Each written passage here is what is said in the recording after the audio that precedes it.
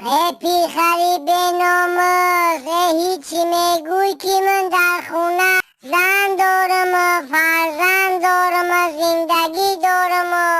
اکه 30 ساله و 40 ساله شدی چیزی اکه آریم چه به شورتیک پوشی رایی در پیش خلق خلایق ما را شرمنده کردی همه گفته زوجنگی شوی فلانی تای شورتیک گشت تای کوچه به کوچه مسکوه آیو سر لیچ پای لیچ کده تای شورتیک را گشتن ده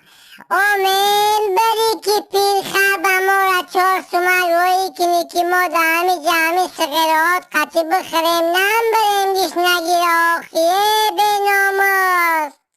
میدونی که مردمی حد همسایه ها هر یک تلفن های در دست دگونه های منن که میبینی دهنت میکنه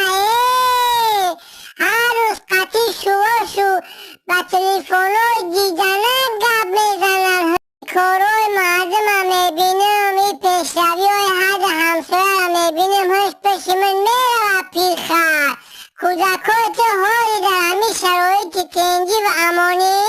میکروند نفکر خیال تلویزیون میکنن تو باشی در همون مسکوه گشتن بگی کودکای تو حالی هم میکروند نفکر تلویزیون بگردن حالی بیش حالی میگردی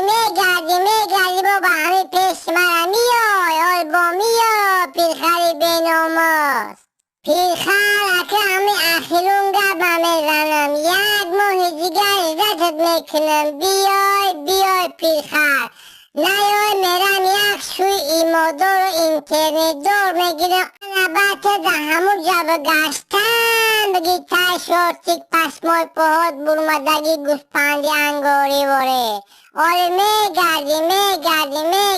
انا بعد من در اینجا بگردم دوستان عزیز شما در کانال ساریک پرو هستید من افطوری کانال سلام خوش آمدید به کانال ما ابونه شدن و لایک رو موندن رو از روی نبرارید تا که پیشروی ما از همه دستگیری های شما وابستگی دارد دوستان عزیز ما کوشش میکنیم که در ویدیوهای آینده باز